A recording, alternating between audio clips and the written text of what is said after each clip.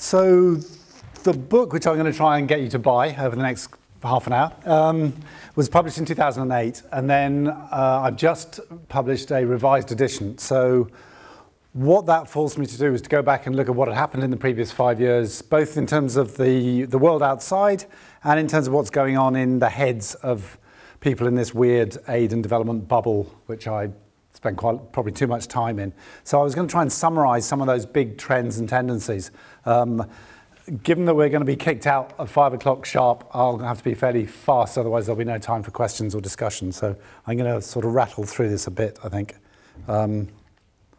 Okay, so the initial thesis of the book was that, as I'm sure you know from your studies here, we have had the most fantastic 60 years in the history of development, in human history.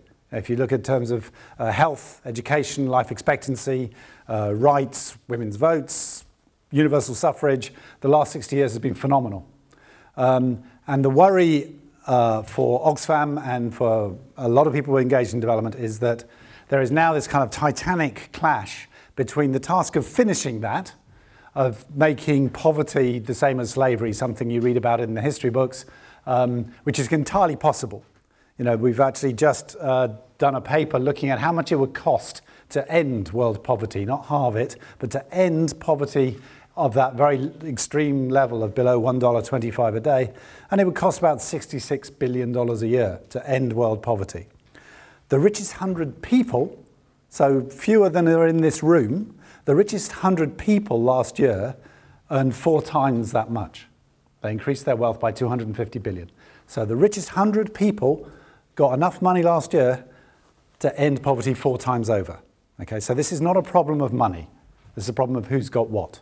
And the same goes for a number of other of the development challenges. They are easily soluble. There are 1.4 billion poor people in the world. There are exactly 1.4 billion people who are obese and overweight. The food system is clearly not working. One option is that the thin people eat the fat people. But that's a very short-term solution. There are other ways we can sort out the food system than those more extreme versions. But there are clearly things, yeah, these things are soluble. But we're banging up against the limits of the planet, not just in terms of climate change, although that's the best known one, but there is a sense in which we are starting, yeah, there's very little elbow room on water, on land, fertile soil, on atmospheric space, how much stuff can you throw out into the atmosphere, but on a number of other issues, we seem to be hitting the planetary boundaries. So the concern is that just as we get to being able to end poverty, the environmental unraveling will actually undermine that. And that's the kind of big picture. And the last 5 years have affected us, so I'm just going to get some water, have brought a lot of changes. I think one way of looking at it is that in the last 5 years, 2008 to 2013, we've seen 3 big shocks. One of them was the financial crisis. In 2008, a really massive, global, coordinated financial meltdown, primarily in Europe and North America, but with big kind of ripple effects in poor countries, and I think quite profound impacts on the way we think about the economy. So I think people are much more aware of volatility, of uncertainty, of the dangers of a financial system that is too big and too volatile and too difficult to regulate.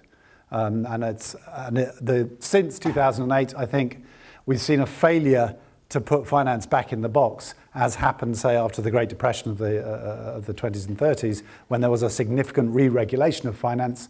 Nothing on that scale has happened since 2008, so the danger is we will see more crises of great severity coming along in the future.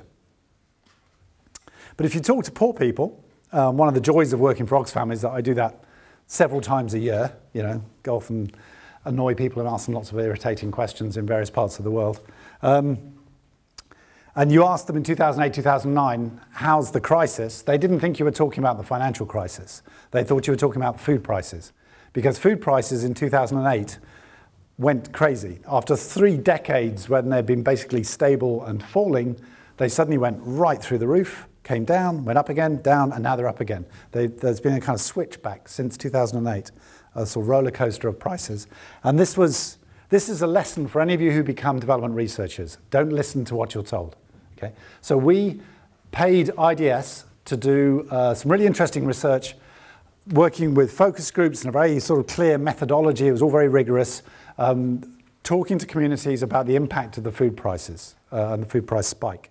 One researcher in Zambia said, yeah, whatever, but they got their camera out and they just organized a group of women to put together how much they could have bought with the same amount of money the year before the food price spike and the year later. And that's what it is. And it's a far better piece of research from our point of view. We've used this far more than we've used all that rigorous, well-designed focus group work. So do improvise if you become researchers, because it pays off. This has led to massive changes. This big shift in the food system has led to land grabs, as people suddenly realize that land is, Mark Twain said buy land because they're not making it anymore. Suddenly everybody's trying to buy land because they're worried about their food security. Countries which have money and not much land are buying up large chunks of Africa, Asia, and Latin America. That's producing huge pressures on the land at the moment. And we're very worried about this spate of land grabs that are going on. But it's also produced a much greater sense that we need to invest in small farmers, that we need to invest in the kind of farming that benefits poor people. And so there's been a shift towards investing in agriculture, which was very unfashionable beforehand, but also investing in small-scale farmers, especially women farmers. So there's been a big shift in the way we think about food and agriculture because it's become so important after the food price spike. The third shock was a positive shock in many ways, the Arab Spring.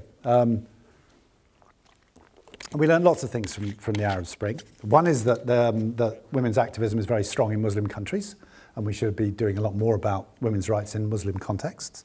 A lot of the protest movements were led by women in the Arab Spring. So we had to go back to school on that, I think, a bit.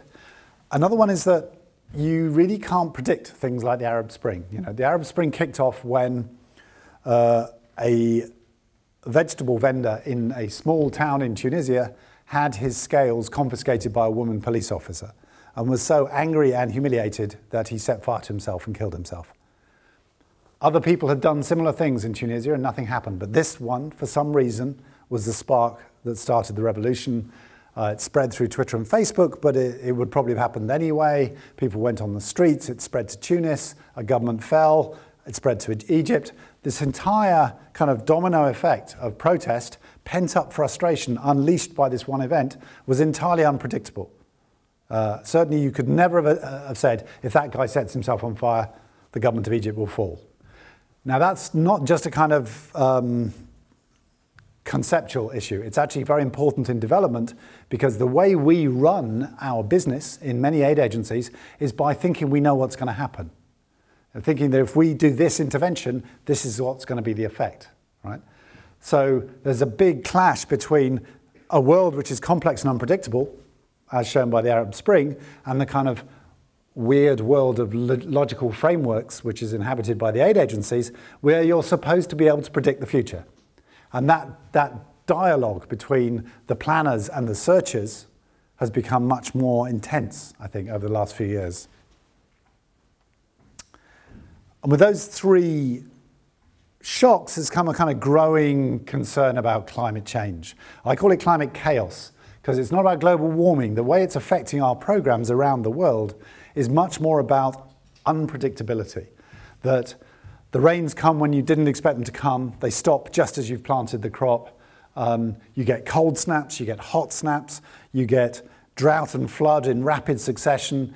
And so the traditional ways of growing food and making a living in the countryside in particular have become less and less reliable. And we're doing a lot of work trying to work out how do you build adaptive capacity in poor communities so that as the climate becomes more unreliable, and no one thinks it's going to stay below 2 degrees centigrade, in terms of the increase, and in many particular places that means much higher, that's just the average figure. As the climate becomes more and more unreliable, how do you build communities' capacity to keep adapting and to come back better rather than worse? So there's a kind of another condition. So 3 shocks: finance, food, Arab Spring, this growing trend of climate change. And now I want to just spend some time thinking about how we think about development and so some of the themes, the kind of what's, one of my jobs at Oxfam is to kind of horizon scan and see what's trendy this month or this year and what people are all buzzing about and what's kind of declining. So this is an attempt to sort of give you a flavour of that. So one of the key debates, which is kind of odd at first sight, is where do poor people live? 20 years ago, 97% of poor people lived in poor countries, low-income countries. It was really straightforward. Low-income countries with very little money, government didn't have much money, so the answer was aid. I'm simplifying, but you give aid, that helps people get out of poverty, spend on education, health, the country moves forward. Now, 80% of poor people right now live in middle-income countries. It's not because poor people have moved, it's because those countries have upgraded a bit, and they've got a bit more wealth. As a country gets richer, aid becomes less and less important. And what becomes much more important is how the wealth is distributed in that middle-income country. India has billionaires, and it has 400 million poor people. Aid is not going to sort that out. Domestic politics is going to sort that out.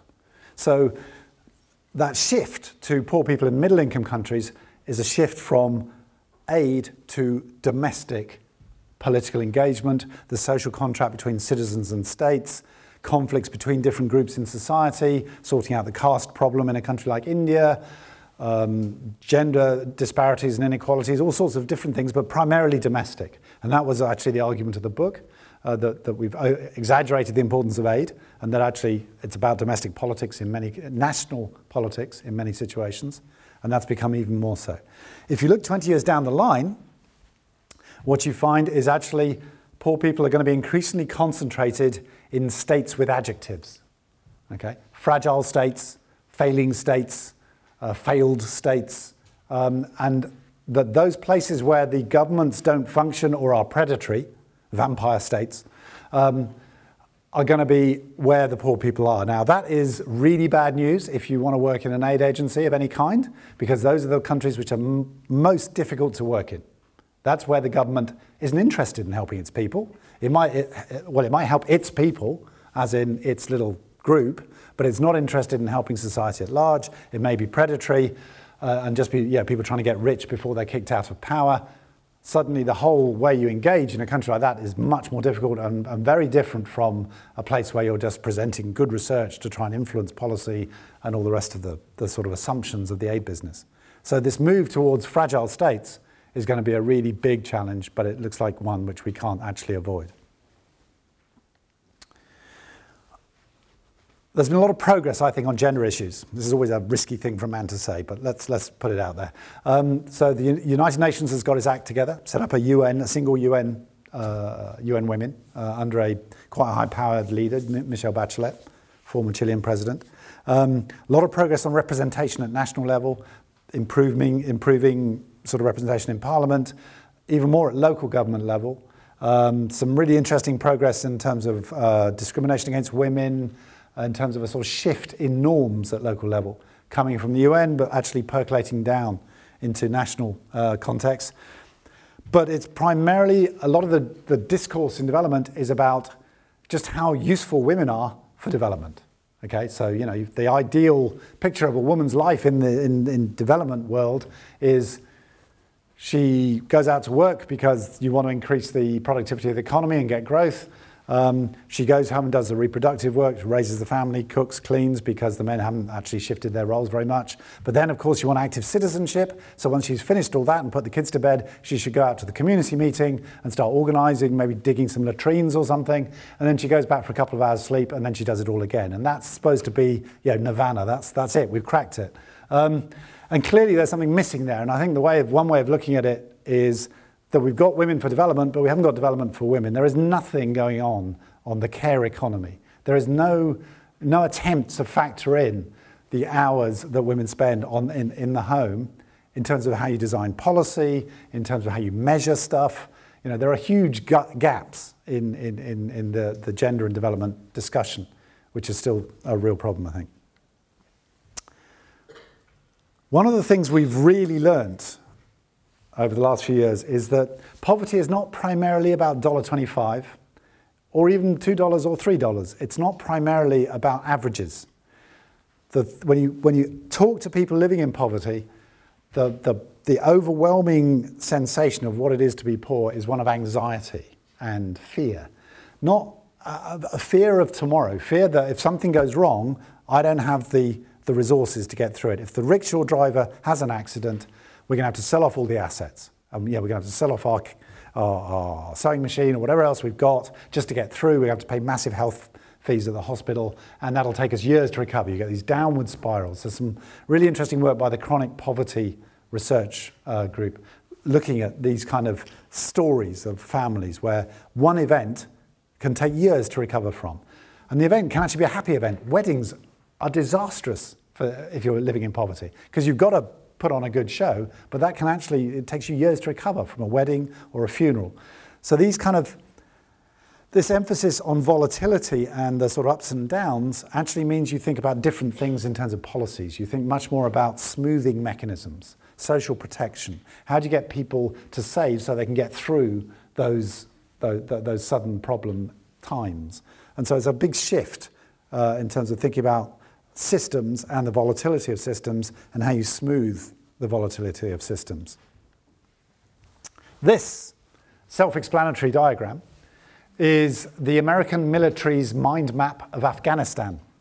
Okay, they put it up on a PowerPoint and everybody laughed at them at the time. Actually, it's a really good diagram. You could learn a lot from seeing how everything's connected. And the point I'm putting up there is coming back to the log frame point.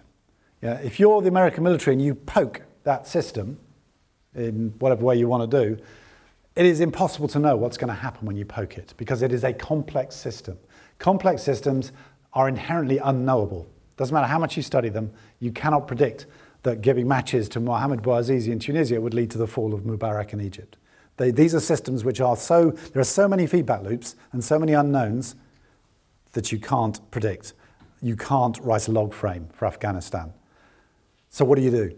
And I think that there's a whole lot of thinking going on about the moment about how do you do development when you don't know what's going to happen. And I think that's a really useful area to explore.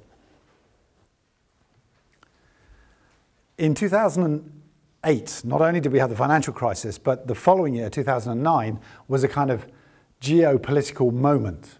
You could feel the center of gravity shifting from the G8 to the new emerging powers. The G8 actually said formally, we are now handing over leadership to the G20.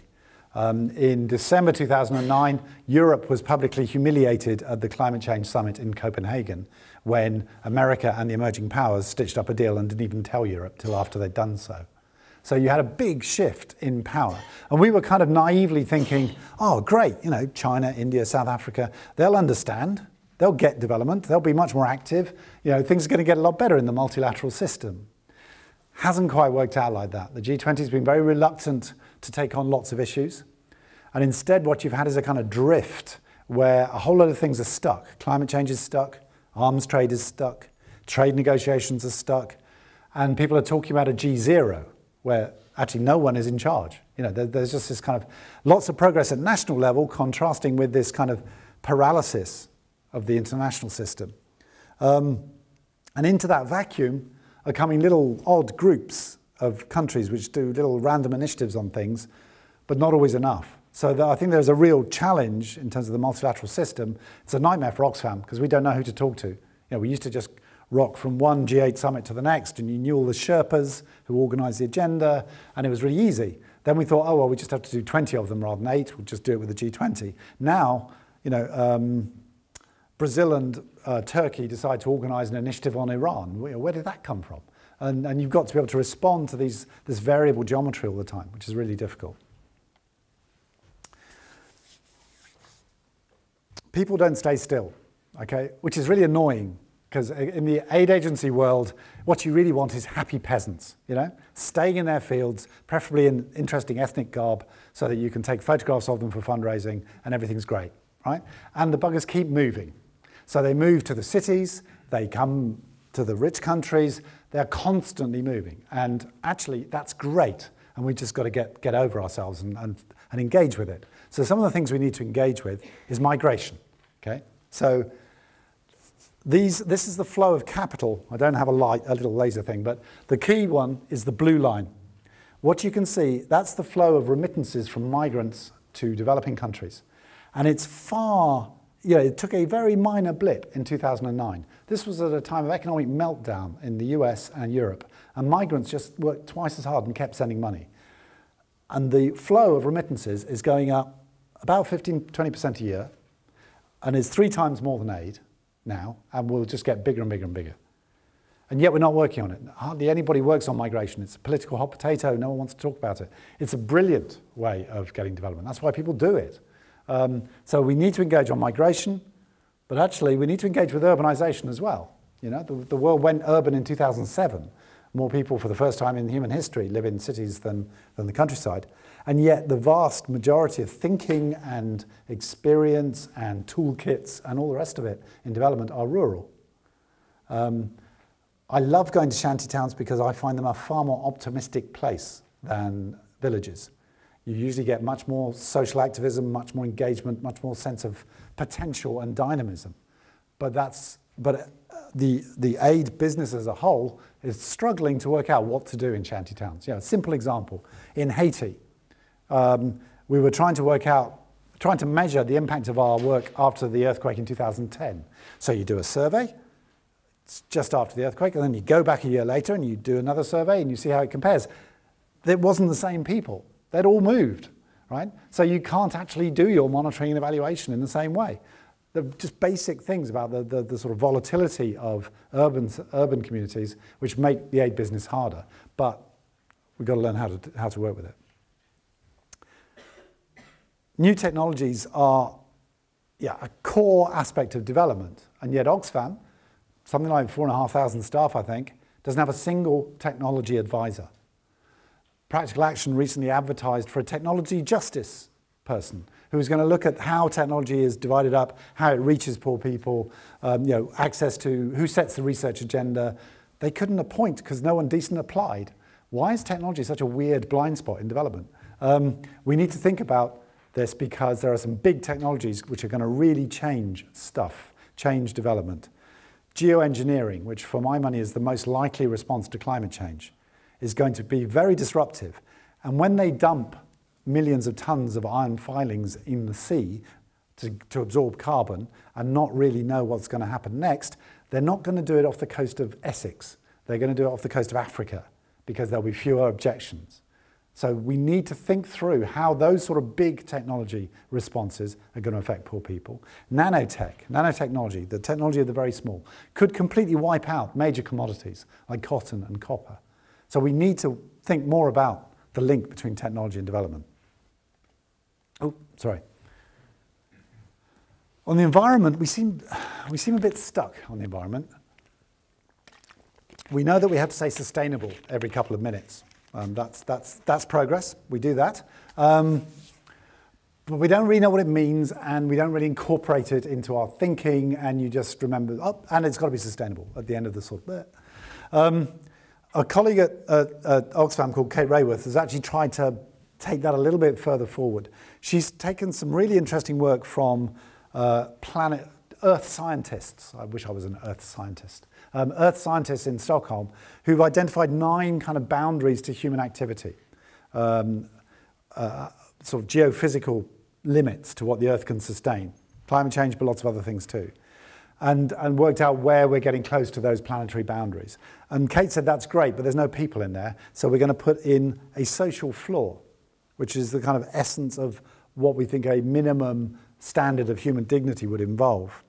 And then the challenge to policymakers is to design policies that get us between the floor and the planetary boundaries.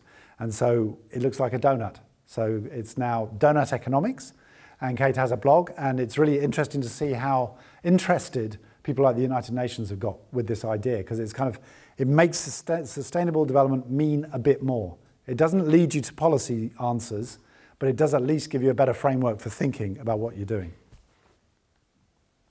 So from poverty to power, what did it get right? You know, it's quite traumatic as an author if you go back after 5 years and reread your words, not least because you find that the design people got North Korea and South Korea mixed up in one diagram. which was not a happy moment, I have to say. And so, you know, some thoughts on that. One is, I think, this whole issue of inequality has gone much bigger. You know, Occupy movement, the backlash against the banks. When I launched the book in the States in 2008, I had redistribution on my PowerPoint, and I was told it was dangerously leftist. And I ended up putting rebalancing on instead, right? Because I'm a wimp and I didn't want to fight. Now you can talk about redistribution in the States, and, you know, and people get it. I mean, the IMF is publishing papers saying inequality is bad for both growth and social stability. Something has really changed on inequality. The book argued that we've exaggerated our own importance, that although we go on about the World Bank and the IMF and globalization and the WTO, actually the primary driver of development is national.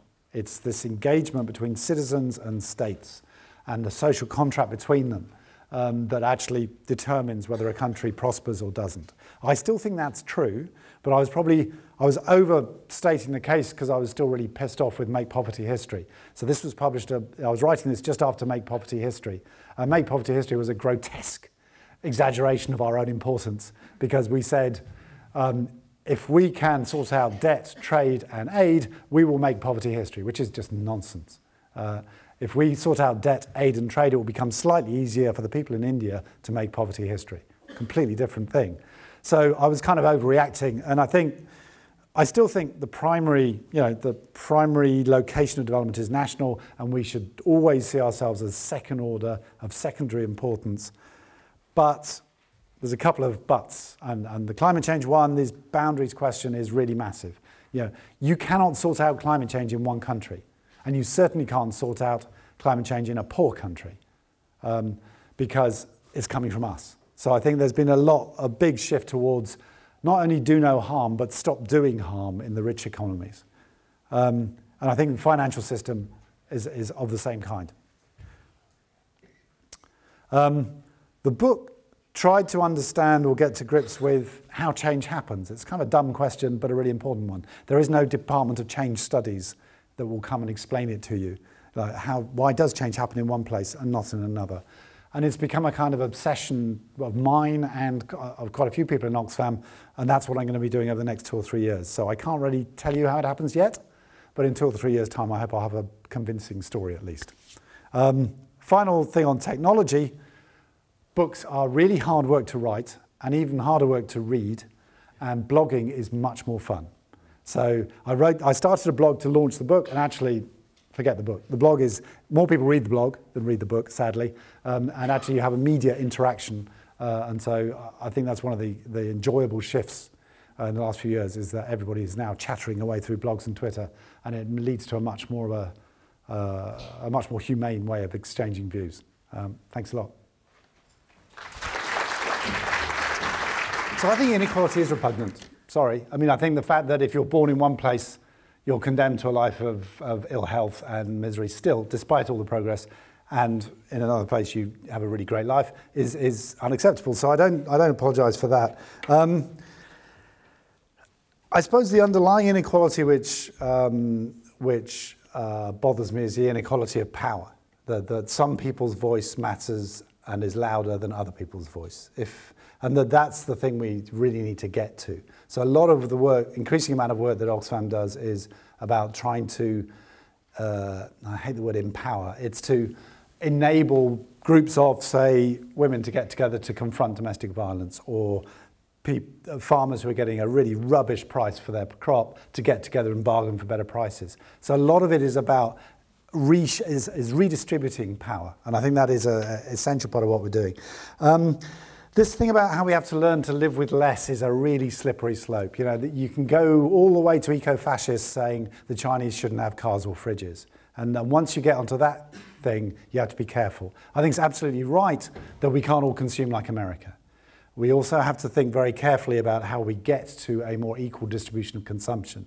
But the danger is, at the moment, that people are saying to Africa, oh, you can't have fossil fuel. Why don't you have this solar-powered, stove?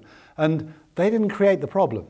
And and as we're still belching out 18 tons, in the case of Australia, 18 tons of carbon dioxide a year, and Africa's putting out less than 1, they're having to actually accept higher prices for energy because we think that's more sustainable. There's a lot of very sort of dodgy stuff goes on under the guise of we have to consume less. So I'm worried about some of that stuff. Can we say anything meaningful about development? In an ideal these general sort of massive narratives, the reason why I agree with you that actually it's very dodgy to generalize like this, but if we don't, think who does, right? So there will always be someone who steps in with a general narrative, and I don't want it to be an economist saying get the prices right and everything's fine. I want to get out there with a narrative which is talking about people and power and other things. So I guess there's only one thing worse than having a narrative, and that's reading someone else's. Yeah.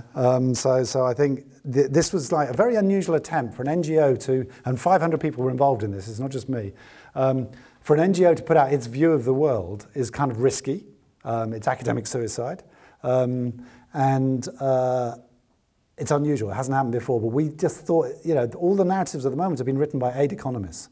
Danby Samoyo, Bill Easterly, Jeff Sachs, and there ought to be a bit more of a market, in opinion.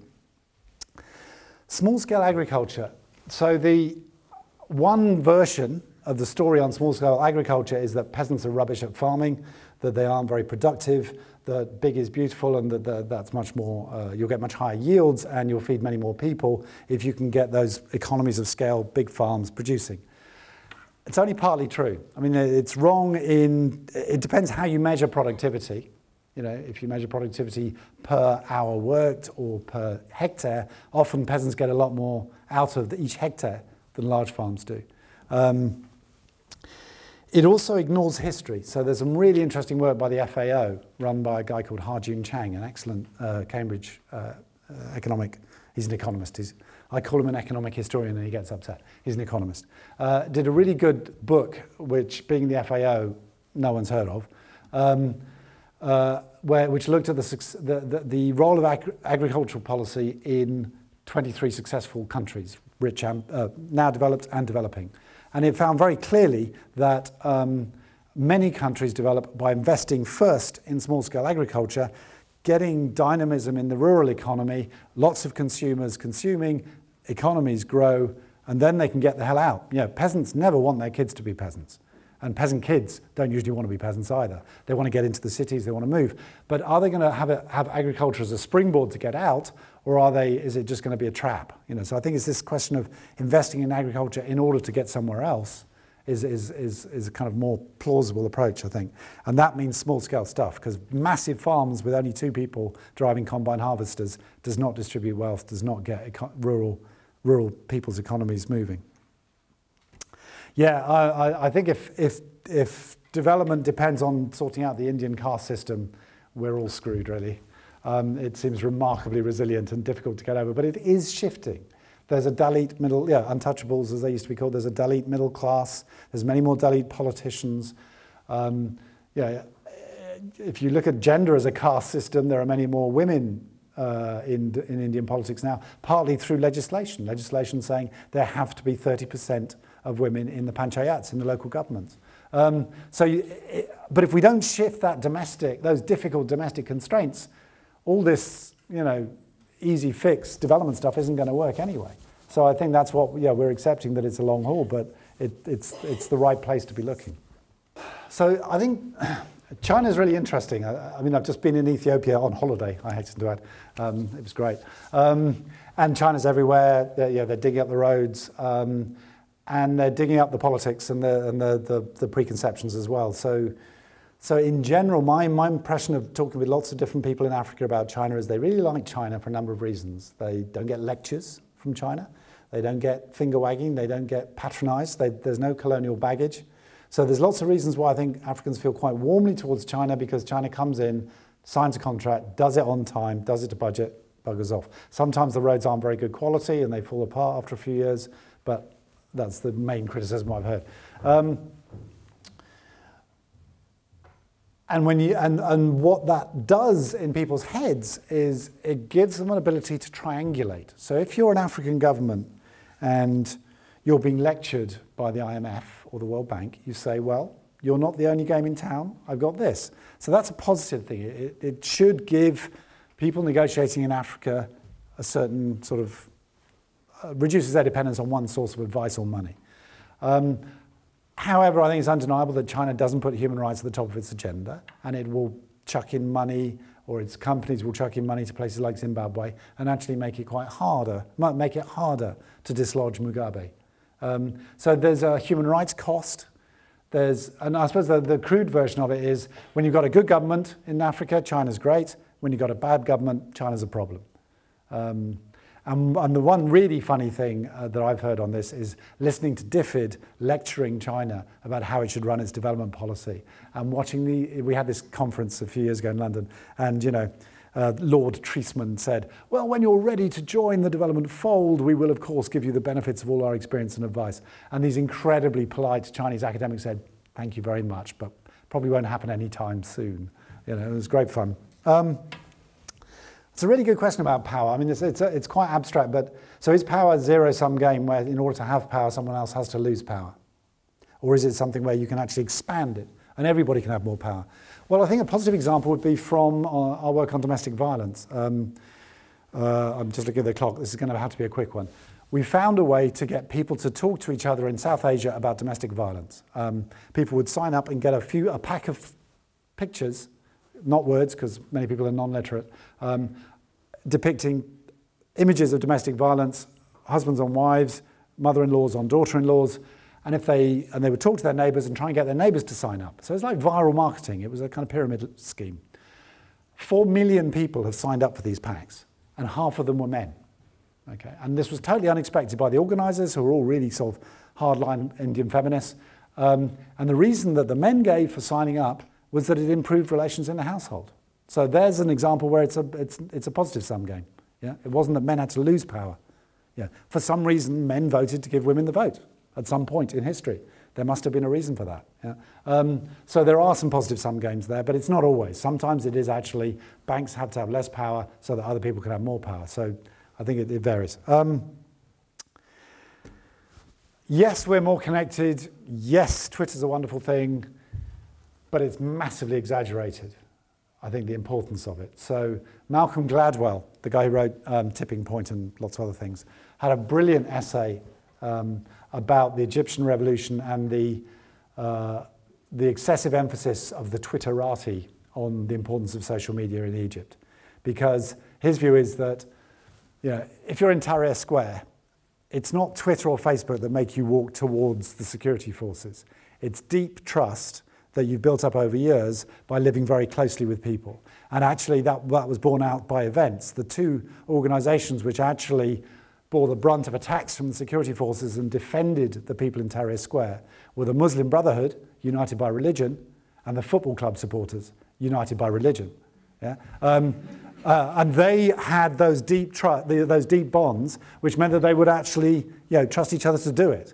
And so there's a certain sort of thinness about social media. It's a multiplier. It gets people, it gets messages out quick, but it's not a substitute for these other forms of organisation. Thank you. I wish we had some more time.